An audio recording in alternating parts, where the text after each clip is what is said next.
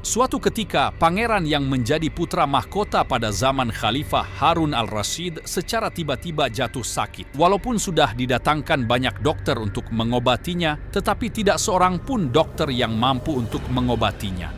Sehingga dibuatlah sayembara untuk semua orang dengan hadiah yang sangat menggiurkan bagi mereka yang bisa menyembuhkan penyakit sang pangeran. Namun, hasil dari sayembara tersebut tetap tidak ada satupun yang bisa menyembuhkan sang pangeran. Pada akhirnya, datanglah Abu Nawas yang merupakan teman dekat sang raja menawarkan bantuan untuk menyembuhkan penyakit yang dialami oleh sang pangeran. Sang raja Harun al-Rashid menerima tawaran bantuan dari Abu Nawas. Abu Nawas juga sadar bahwa dirinya bukanlah seorang dokter, sehingga beliau tidak membawa peralatan apa-apa untuk mengobati sang pangeran. Para dokter yang ada pada waktu itu juga kaget dan heran karena melihat Abu Nawas yang datang untuk mengobati sang pangeran datang tanpa peralatan yang dibutuhkan untuk mengobati.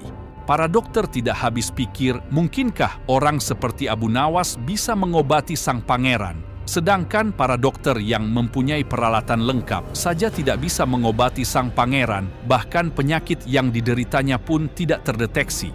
Walaupun Abu Nawas mendapat perhatian dari banyak orang karena tidak membawa apa-apa, namun Abu Nawas tidak peduli dengan hal tersebut. Tibalah waktunya Abu Nawas dipersilahkan untuk masuk ke kamar sang pangeran. Abu Nawas kemudian menghampiri sang pangeran dan duduk di sampingnya. Terjadilah saling pandang memandang antara Abu Nawas dan sang pangeran. Abu Nawas kemudian berkata, "Saya membutuhkan seseorang yang sudah tua yang pada masa mudanya mengembara ke pelosok negeri." Kemudian orang tua yang diinginkan oleh Abu Nawas didatangkan. Abu Nawas lalu menyuruh orang tua tersebut menyebut satu persatu nama-nama desa yang ada di daerah selatan. Ketika orang tersebut menyebutkan satu persatu nama desa yang ada di daerah selatan, Abu Nawas menempelkan telinganya di dada sang pangeran. Sang raja yang melihat kelakukan Abu Nawas merasa heran dan berkata, "Engkau kuundang ke sini bukan untuk bertamasya." Abu Nawas kemudian menjawab, "Hamba bukan mau berlibur yang mulia." Sang raja kembali berkata, "Tetapi aku belum paham." Abu Nawas kembali menjawab, "Maafkan hamba, paduka yang mulia. Kurang bijaksana rasanya bila hamba jelaskan sekarang." Abu Nawas kemudian pergi selama 2 hari untuk menuju desa yang berada di utara negeri. Setelah kembali dari desa yang dikunjunginya tersebut, Abu Nawas kemudian menemui sang pangeran dan membisikkan sesuatu di telinga sang pangeran. Lalu Abu Nawas menempelkan telinganya di dada sang pangeran. Setelah itu, Abu Nawas kembali menghadap ke raja dan bertanya, "Apakah yang mulia masih menginginkan sang pangeran untuk tetap hidup?"